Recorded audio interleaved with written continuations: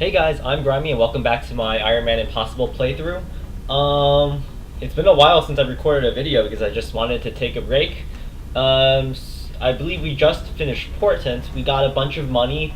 I'm back in my base. I haven't played in a while, so I'm not exactly sure what I need to do. So I'm going to do a quick overview of where we are, and then we're going to go back to mission control and scan. I appreciate your efforts to support the research team, Commander.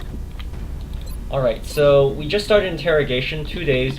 We're going to follow up with the skeleton key immediately afterwards.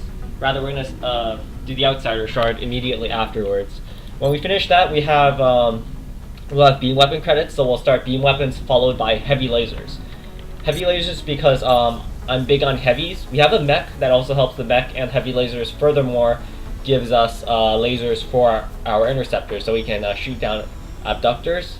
In my personal opinion, that has more value than precision lasers, which gives us shotguns and sniper rifles. I only use one assault, one sniper in each team, so heavy lasers is typically the best option for me.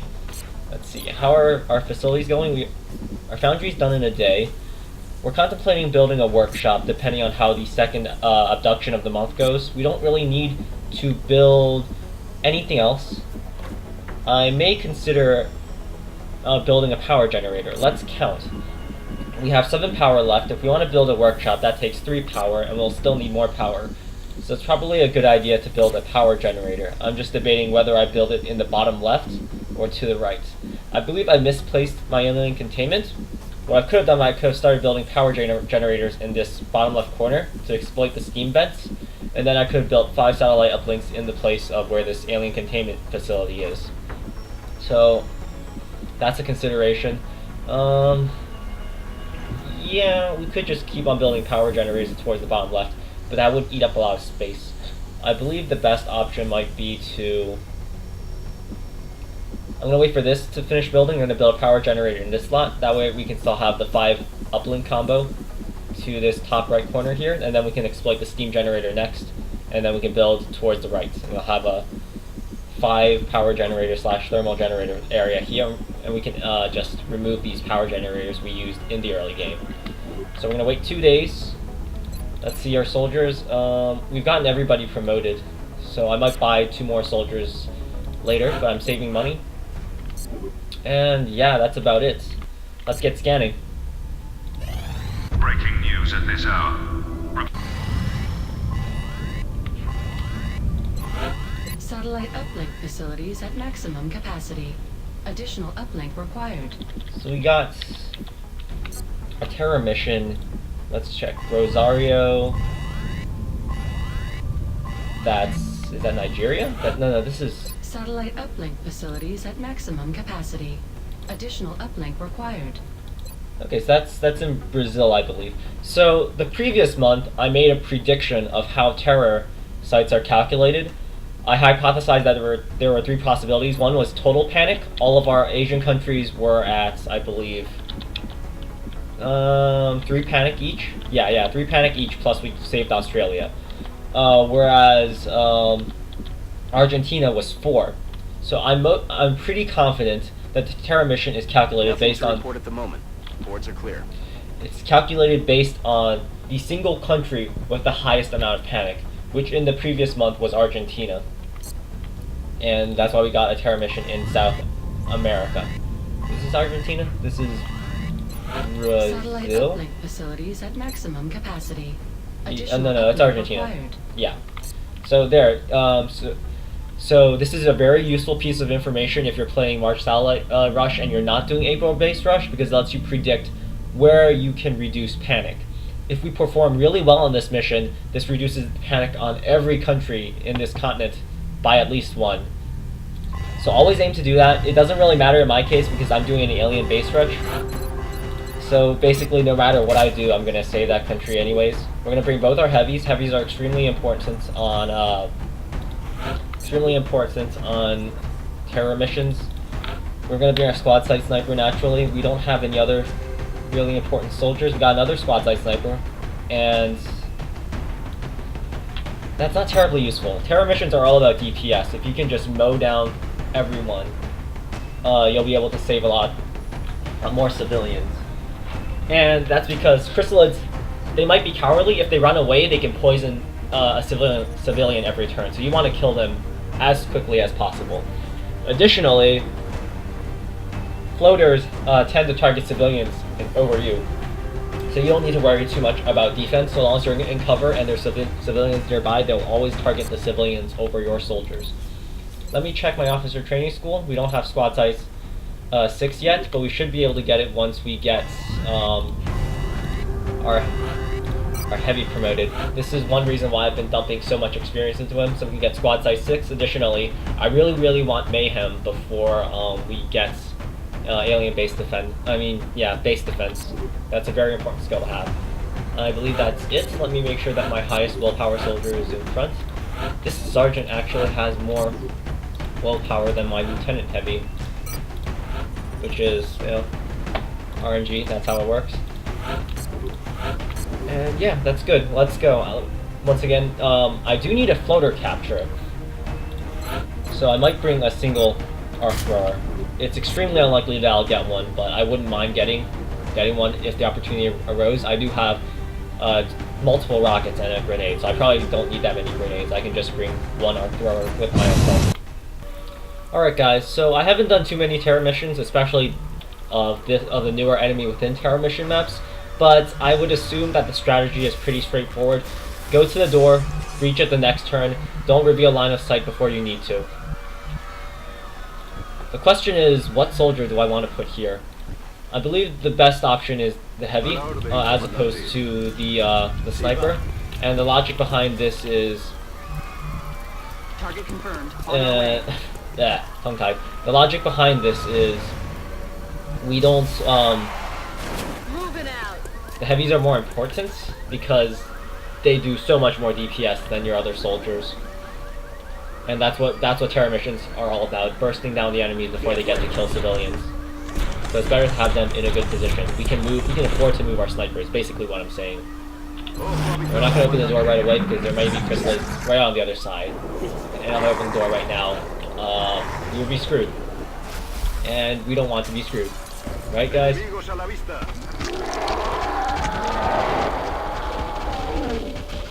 So this is very fortunate. Once again, we want to give our promotions to our lieutenant if possible. We're going to use our grenades liberally, and this is because why not? When we might as well in this situation, because Chrysalids obviously don't drop weapon fragments. We're going to move our assault up. I was hoping to trigger some floaters to make my decision-making process a bit easier. That was not the case. We're going to move all of our remaining soldiers outside the blast radius. That's affirmative. We're going to soften up the Chrysalids to be killable with a single rocket from our heavy, so we're going to grenade right away. Throwing grenade.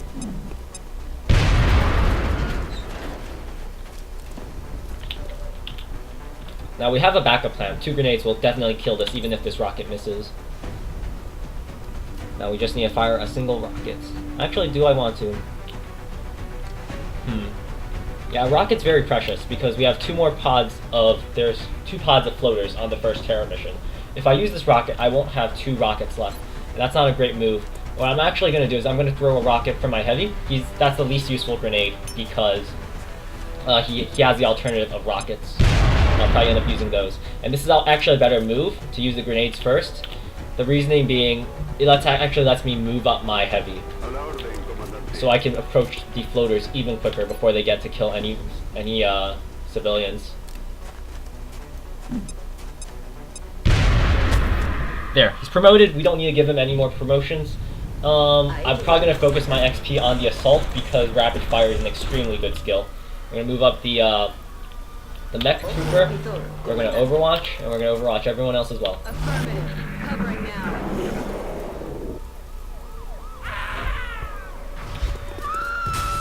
We lost 2 civilians to just floaters wandering around the map. We're going to move up. What the hell was that? So there may be floaters over there. We might be able to rocket at least a few of them. We have a decision to make. We're gonna move into high cover Move with our into assault to position. spot. We spot You're safe. nothing. Go.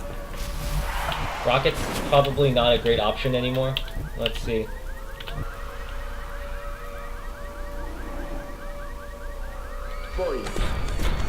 Yeah, it looks like we're not going to be able to spot the floaters this turn. Estás a salvo. Aléjate.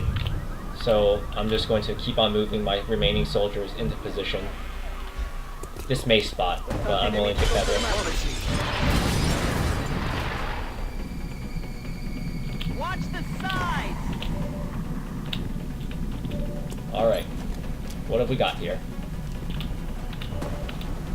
Our sniper's completely out of position, but we may be able to get a kill. Let's save her for last. Our mech trooper, she's going to get shot at regardless, so we want her to take the shot.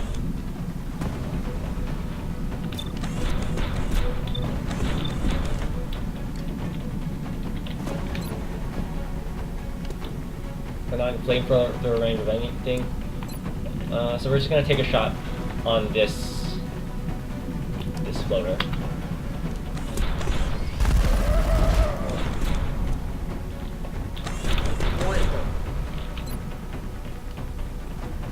We have one guaranteed kill here. We might as well fire with our heavy at this point, because our mech trooper is exposed, so he's definitely going to be drawing fire. The problem is our sniper is also exposed, so we definitely need to kill this floater, no matter what. Fortunately, we don't have a good kill chance with this shot here. So we're going to take our heavy, and we're going to shoot at the more exposed floater, and hope for the best. We don't get it. Moving.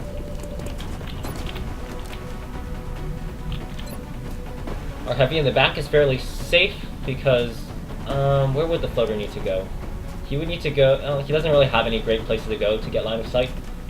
So we're going to expend one rocket. There's only one more pot of floaters after this one, so I'm willing to spend one rocket for one kill. They'll save us civilians, basically. Hopefully our mech trooper will draw fire from the floaters instead of the civilians.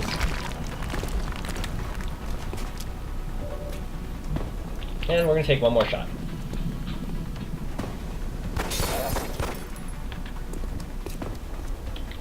We have more shots. I'm just going to overwatch. I'm not really in a great position to run and gun the last floater down.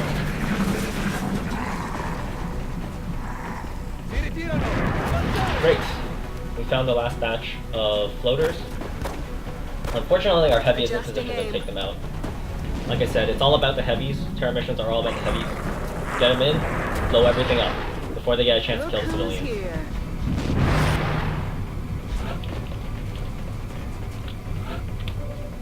Alright. Our sniper only has one shot right now, but she might have more later, so we're gonna move her up after we make our other moves. Where can we go that has high cover and is reasonably close to the enemy?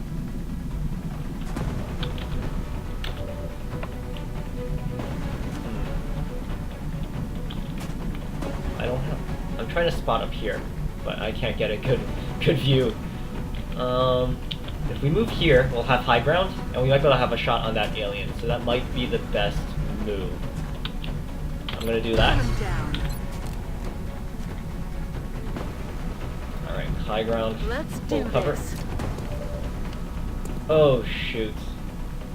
Floaters can overwatch on the first turn. I completely forgot that. And my assault doesn't have lightning reflex yet, so that was a terrible move on my part. But yeah, we got the high ground, and now we have a very good shot on this floater. Let's see. So we're just gonna keep on shooting.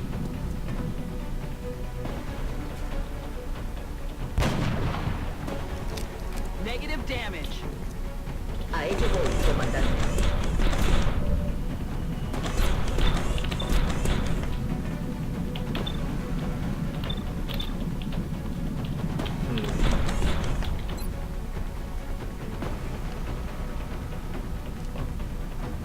Once again, we don't want too many floaters shooting at our mech. 3 floater hits would kill our mech, and that's extremely likely.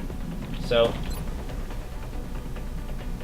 to save our mech the pain, we're going to rocket 2 of the floaters. Non sapranno cosa li ha colpiti. Our rocket went off course. God damn it! Hate it when it happens. But you know, we still got a kill, so not everything is lost. We can't, unfortunately we can't collateral damage right now. So we're gonna actually aim at the farther floater, the logic being, we'll be out of ammo the next turn, but if the closer floater, we'll have a better chance of flamethrowing. So we're gonna shoot the farther floater. We miss. No me queda munición. El disparo no ha dado. We're in a very dangerous position right now, and all we can do is move our last heavy up. Paso ligero. 3 heavies, if they all take shots on the mech, there's a good chance our mech's gonna die. Okay, never mind. Unless we get 2 critical hits or something, we're basically gonna survive the next turn.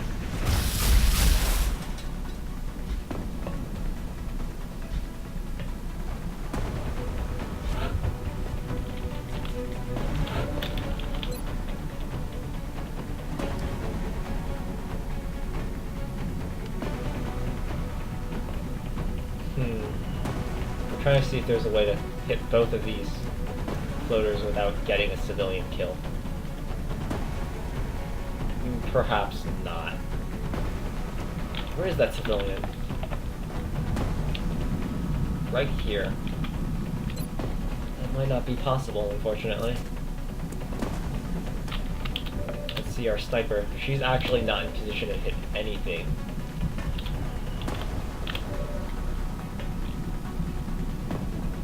Estoy en camino.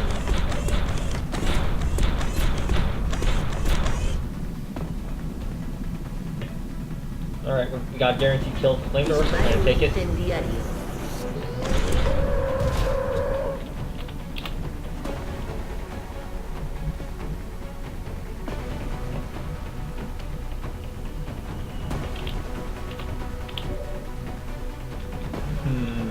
Our assault's actually in a great sniper perch, now that I've realized it. We don't have a great shot on the last guy. I would like to move up my assault, though. The reason being I would like to capture one of these floaters eventually. So I believe the best move is to dash here. Already there.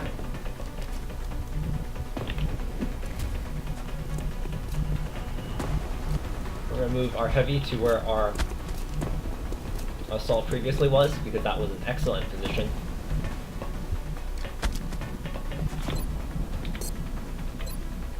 And our shredder rocket is in range of the following floater.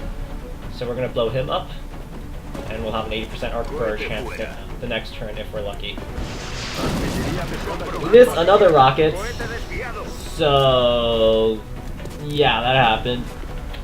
Once again, we're going to hope that the floaters just target our heavy. So the magic number is 4. If we lose more than 4 civilians, we get let's see, if we lose 4 or fewer civilians, we get 2 panic reduction on every country in the continent. If we get like I think 8, we get 1. So we're still in the clear. Actually, it doesn't matter because I'm doing alien base rush. But if you're not, you want to aim for fewer than 8 civilians dead. We're gonna lose at most 2 the next turn and 2 the following turn. So we should assume we have 2 to 3 turns to eliminate these last 2 floaters. Unsurprisingly, oh, he didn't. I thought he was totally going to kill another civilian, but instead he dashed.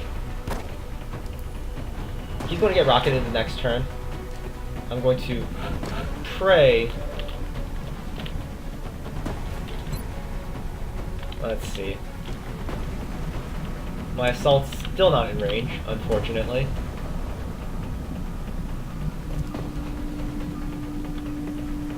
I may sacrifice a civilian, because I don't care about... Affirmative.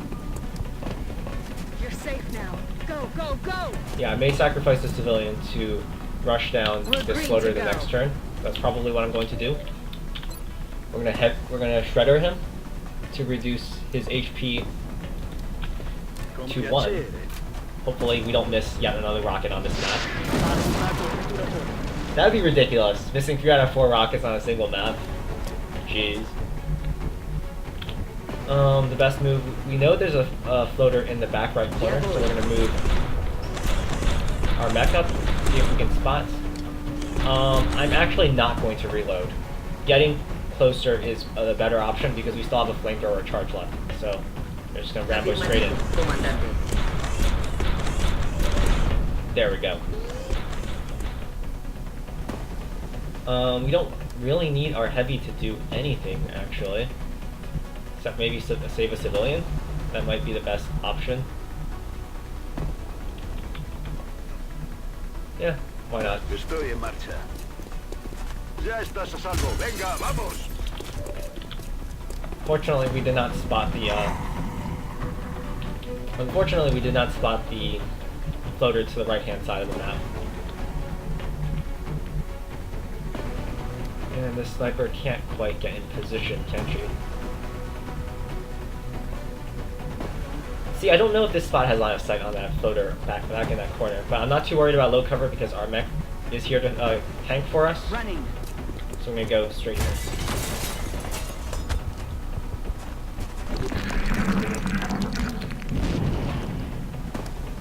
Hopefully he takes a shot on the civilian, giving us an opportunity to taser him. Very good.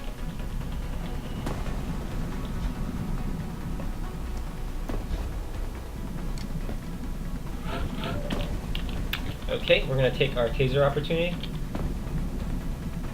Heading there now.